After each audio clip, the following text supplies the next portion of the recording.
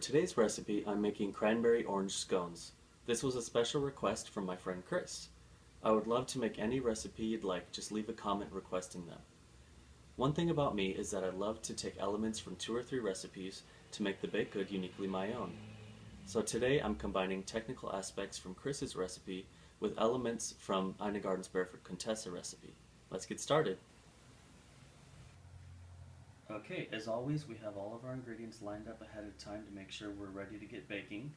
For today's scones, we have 4 cups plus a 4th cup of all-purpose flour, a 4th cup of sugar plus extra for sprinkling, 2 tablespoons baking powder, 2 teaspoons kosher salt, 2 teaspoons grated orange zest, 3/4 pound or 3 sticks cold unsalted butter, diced, 4 extra large eggs, lightly beaten, 1 cup or a half pint of cold heavy cream, 1 cup dried cranberries, 1 egg beaten with 2 tablespoons of butter for egg wash, a half cup plus 2 tablespoons confectioner's sugar, 4 teaspoons freshly squeezed orange juice. I'm going to preheat the oven to 400 degrees and line a sheet pan with parchment paper. For today's video, I'm going to be doubling all of these ingredients so I have enough to share with all my coworkers. Okay, so when I read ahead in a recipe, I always look for things that I can do ahead of time to get out of the way. Just makes things a lot smoother. I saw that we're going to be using orange zest, so I have my microplane and my orange, and I'm going to get started getting the zest out of the way. Okay, as I'm zesting this orange, I just want to let you know that when you're zesting the outside of the skin, make sure you don't get too far down to the white part, because that's just too bitter.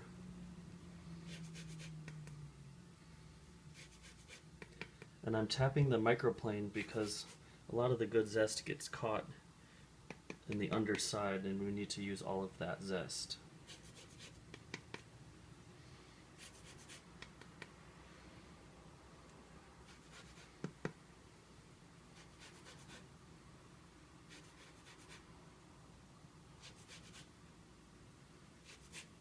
Okay, that should be good. So first I'm going to put in my flour.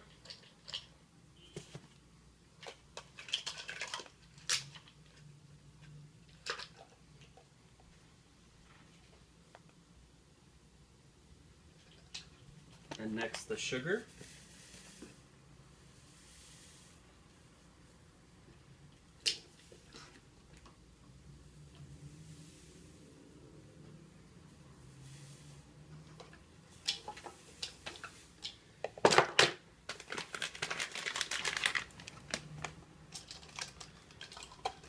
Now I'm going to add the baking powder,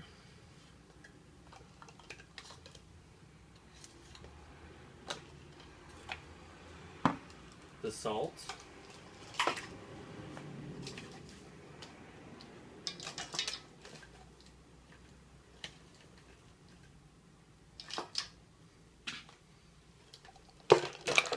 and the orange zest. I already have it prepared in my bowl from earlier. I'm just going to use this rubber spatula to make sure I get out all the bits of orange zest.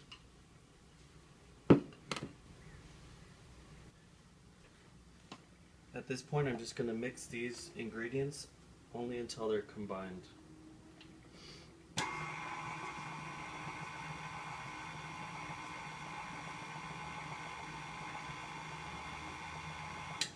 Okay, that's good. Okay, so I have our really cold butter. I had these sticks of butter in the freezer.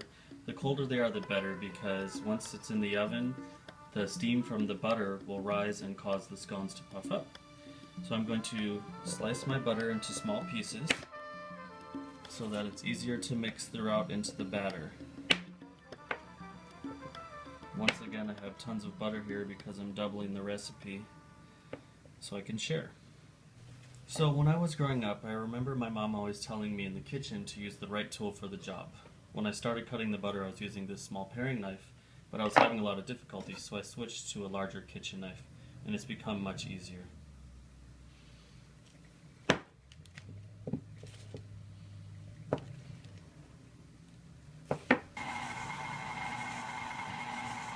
So I've put my butter into the mixture, and I have the mixer on the lowest setting. We're going to mix it just until the butter is the size of peas. If you make a mess, don't worry, that's a part of baking. As of right now, it looks like it's ready.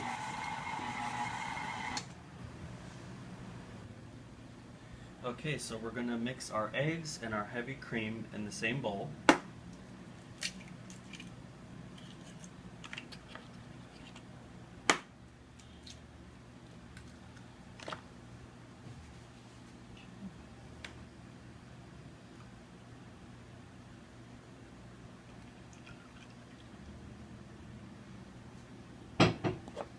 Just going to lightly mix these together.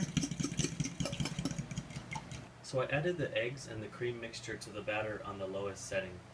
It looks like a wet batter, but that's good. That means your scones will be moist. Okay, now I'm going to put my cranberries in a bowl, my dried cranberries, and I'm going to coat them with a little bit of flour so that they don't sink to the bottom of the batter. This will be about 2 tablespoons of flour in actuality. Once they're coated, I'm going to add it to the batter, mix it on the lowest speed just until combined. At this stage, you really don't want to overbeat the mixture. Okay, so now I have a well-floured surface, and I'm taking a good chunk of the batter, enough to work with from my first batch. Also flouring my rolling pin.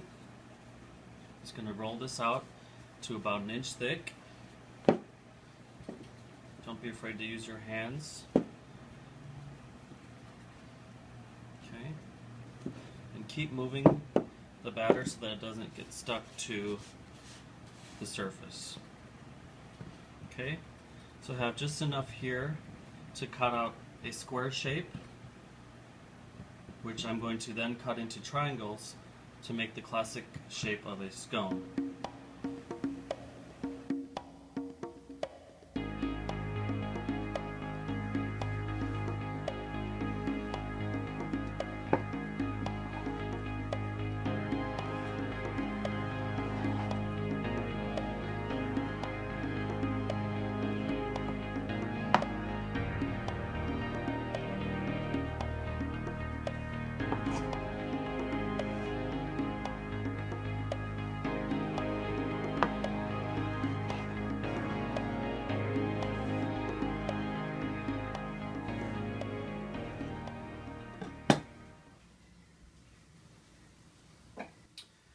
Okay, so now I've got all my scones lined up on the wax paper lined pans, and I'm going to brush them with an egg wash, which is an egg with 2 tablespoons of water. This will just help give them that nice, glossy, shimmering look once they're done baking.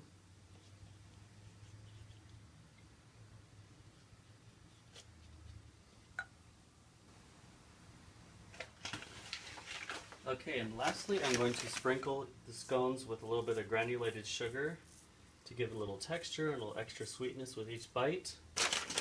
And I'm going to stick these in the oven for 20 to 25 minutes until the tops are nice and browned and the insides are cooked throughout.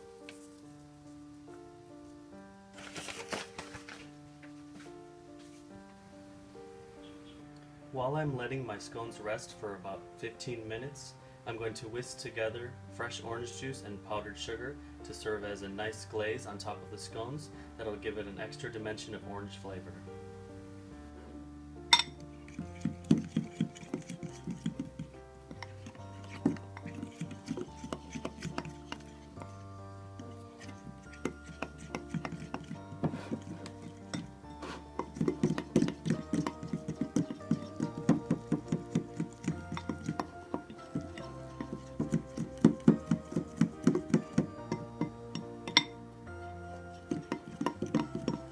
So you just want to whisk it until the lumps are out. Okay, and lastly I'm going to take my glaze and drizzle it over my cooled scones to place the final touches. And I kind of just coat the fork and drag it quickly across the scones for a nice, elegant drizzle. And just do a few coats.